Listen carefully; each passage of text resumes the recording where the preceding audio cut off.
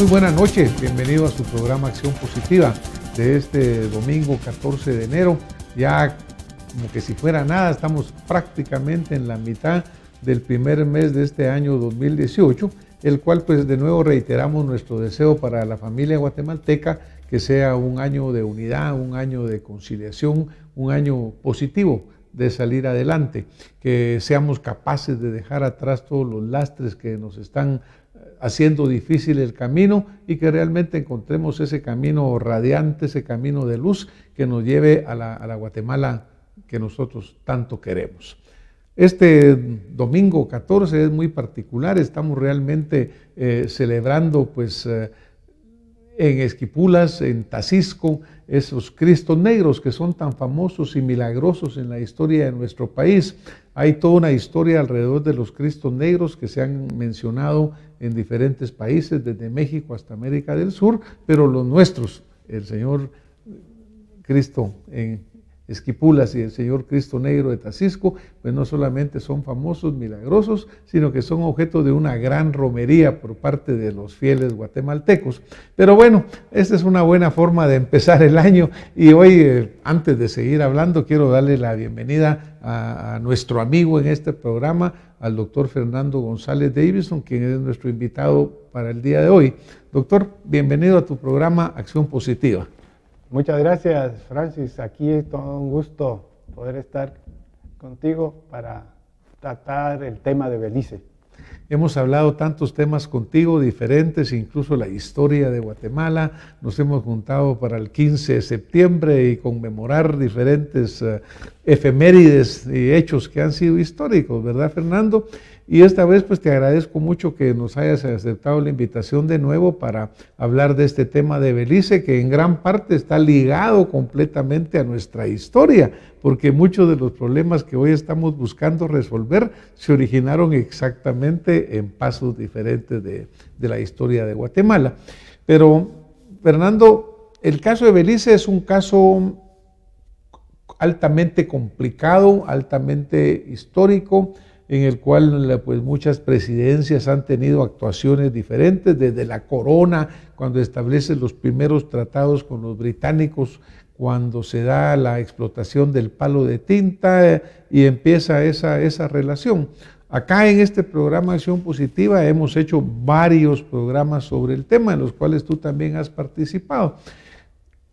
En medio de todo este caminar que se ha venido haciendo, resulta que hemos llegado a un punto en el cual hay ya una convocatoria hecha por el Tribunal Supremo Electoral para una consulta popular.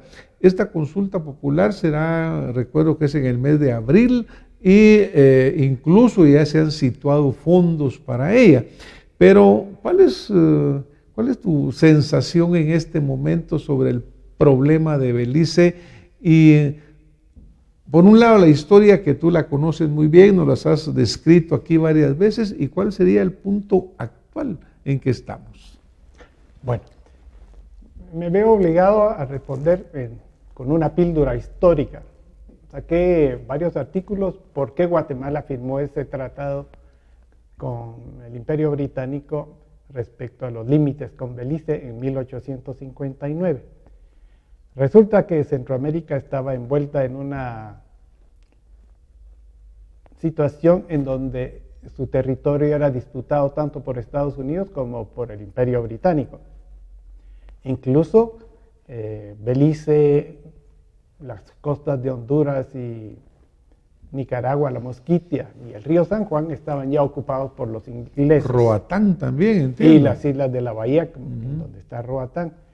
Entonces, eso derivó en, como no se iban, y después del tratado de Clayton-Bulwer en 1850, en donde Londres y Washington decidieron que no tendrían ningún territorio en Centroamérica para ser las cuestiones más neutrales, resulta que los británicos no se fueron y Estados Unidos mandó a William Walker a Centroamérica y ocupó Centroamérica y atacó Costa Rica y luego iba a atacar los otros países.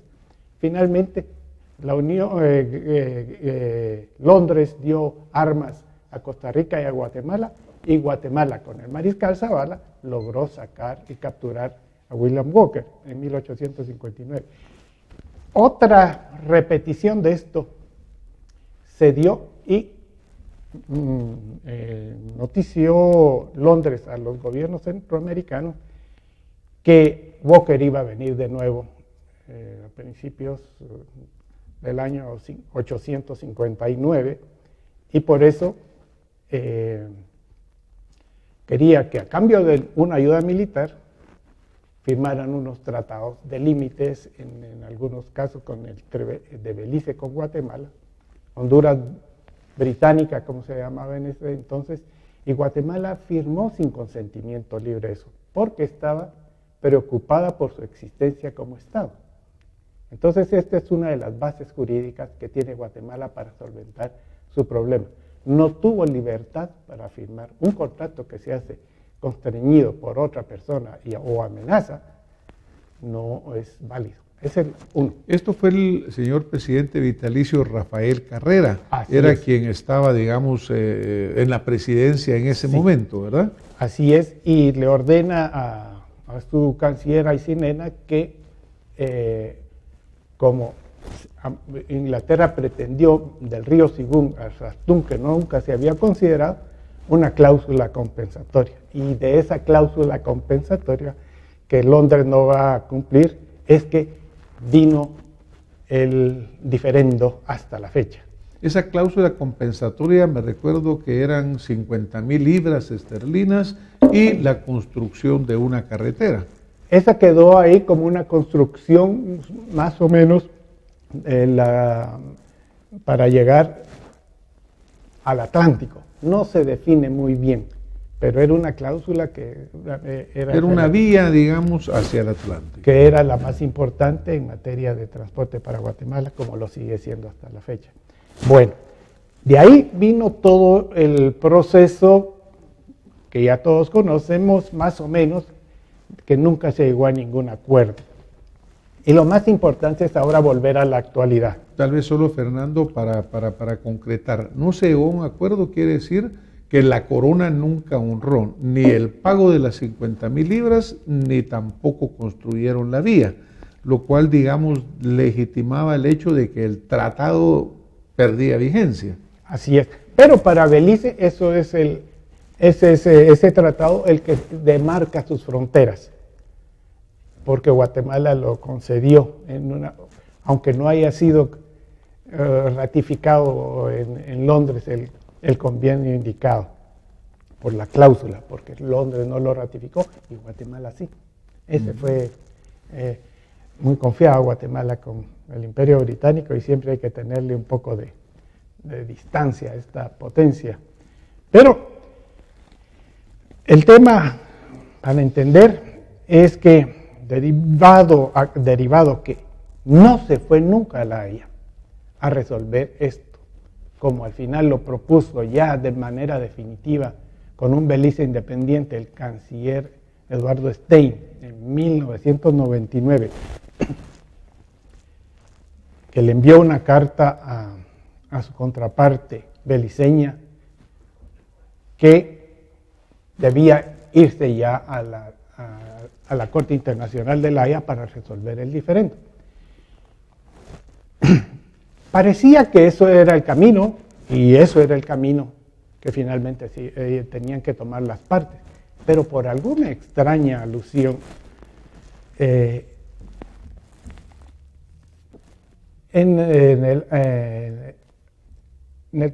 2008 se llega a la disposición de aceptar que eso mejor se defina en una consulta popular, tanto en Belice como para Guatemala. Guatemala sí estaba obligada, en principio, si hay un acuerdo definitivo, lo tiene que conocer la población en una consulta popular.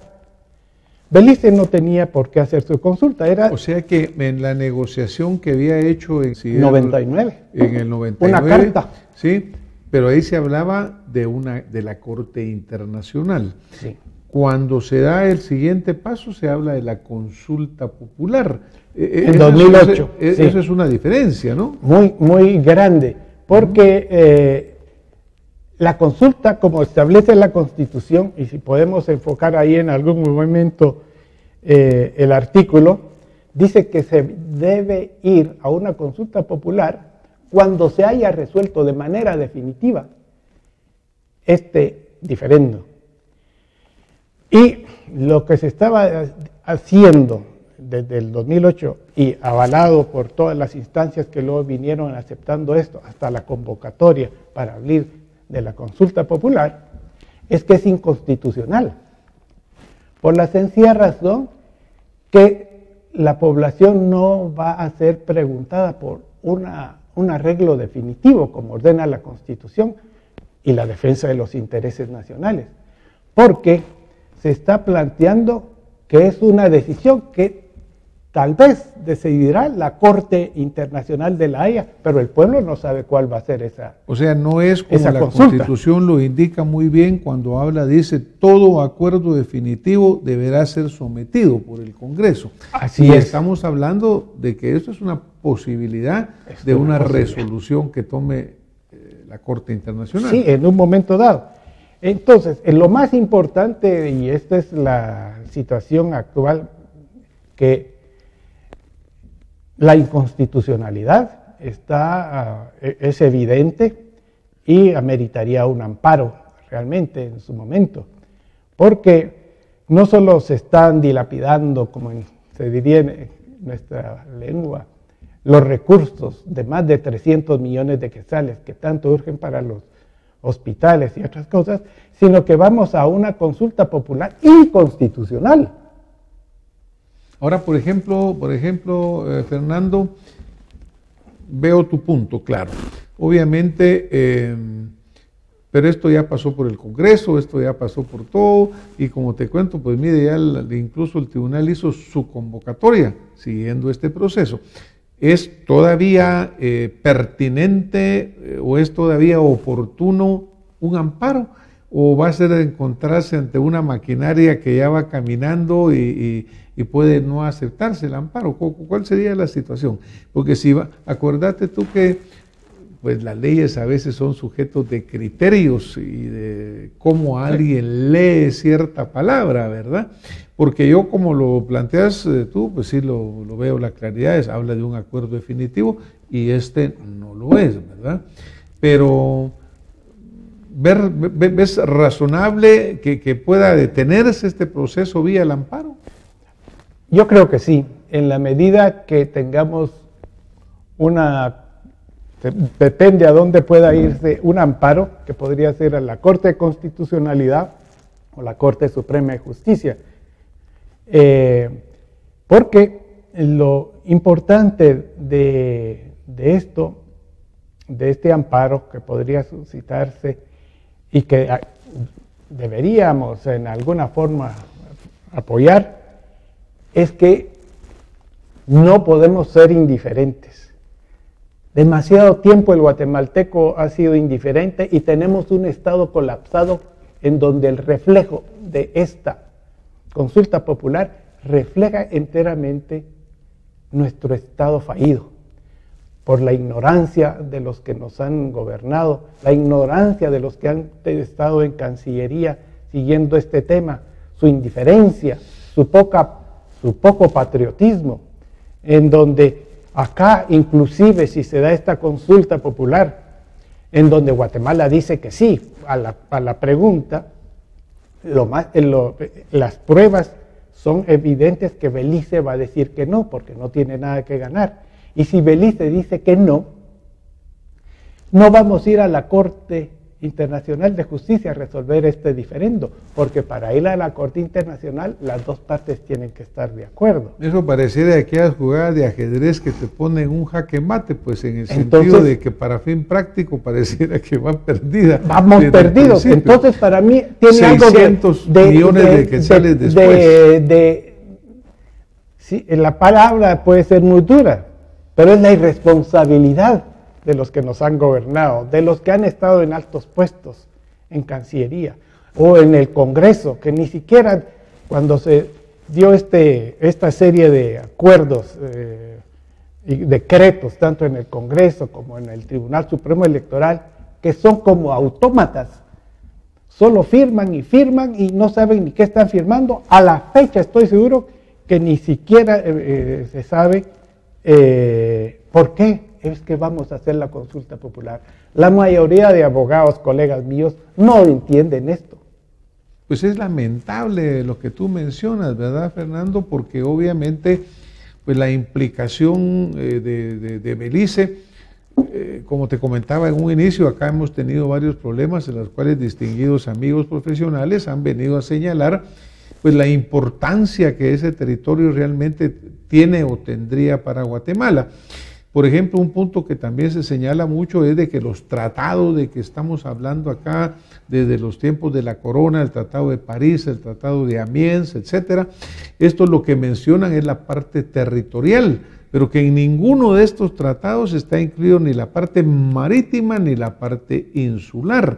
Entonces, obviamente, la Corona en su momento y ahora pues el gobierno de Belice como secuela, simplemente se han montado en la teoría de que esos tratados incluían lo otro. Y es por eso que Guatemala, su salida al Atlántico son como 10 kilómetros, que es prácticamente nada, ¿verdad? O sea que lo que dejamos de ganar es muy grande. Así es. Pero lo más importante es, y aquí hay que dividir dos cosas. Mi primer libro lo hice sobre Belice, Realidad y Posibilidades, en donde, te estoy hablando de los años 70, me fui a Belice a investigar porque aquí el tema era jurídico y jurídico y jurídico, y la realidad es muy grande, y hay que aceptar que Belice ya es un estado con el que hay que tener buenas relaciones. Entonces, con este tipo de consultas va a quedar como un sabor amargo de realizarse, porque Belice, con todo el derecho, va a decir que no a su consulta cuando la haga. No tiene ni pensado hacerla en estos años. O sea que no sé por qué la urgencia de hacer esta consulta tan rápido. Para desperdiciar 300 millones. No obliga a Belice el hacerla nuestra, no lo obliga a ellos a hacerla en un periodo determinado. No, ellos tienen libre, así se suscribió después de una consulta que hubo. Una muy mala negociación, obviamente. Muy pésima. Sin embargo, aparecen en Cancillería grandes logros, ¿verdad? Y en realidad es por falta de, dijéramos, de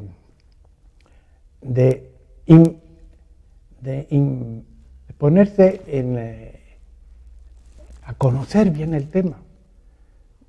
Aquí son todos operativos, tenemos cancilleres operativos, o que vienen de los partidos políticos, que vienen de la economía, ninguno tiene idea de lo que está pasando con Belice, y eso se refleja en los administrativos de Cancillería, en los administrativos del Congreso, o los mismos diputados y los del Tribunal Supremo Electoral, que están cumpliendo una tarea que les encomendó el Congreso, pero sin entender el daño que le están haciendo al país. Bueno, y por ejemplo, Fernando, históricamente Guatemala ha sido un país que ha sido canibalizado por sus vecinos. Desde la época de la independencia, cuando pues se pierde todo lo que era Soconusco, todo lo que era Chiapas, era incluido en el reino de Guatemala. Se producen los movimientos de independencia que empiezan en Soconusco, se proclaman independientes antes y se pierde todo ese territorio. Pero posteriormente hemos perdido territorio con El Salvador, hemos perdido territorio con Honduras y ahora finalmente con México, sobre todo, barrio le dejó gratis. La parte inicial que te hablaba de Soconusco, 50,000 kilómetros. Todas estas cuestiones, o sea que Guatemala históricamente ha sido un país que ha venido perdiendo su patrimonio y ahora pues seguimos prácticamente lo mismo. Cuando hablas tú de esta irresponsabilidad de nuestros gobiernos, hoy pues precisamente hoy se presenta un informe presidencial en el cual pareciera que vivimos en mundos diferentes, ¿no? Porque los informes presidenciales parece que ocurren en algún país maravilloso que no es el nuestro, ¿verdad?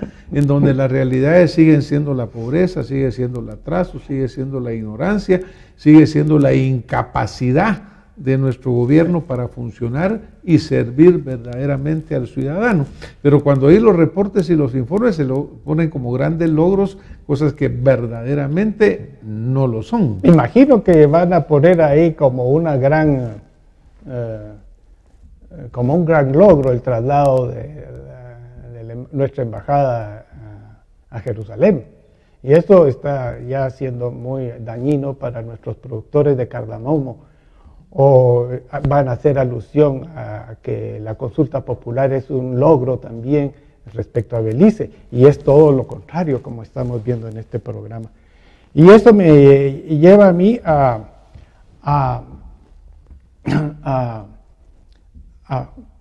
hacer un llamado a la población guatemalteca.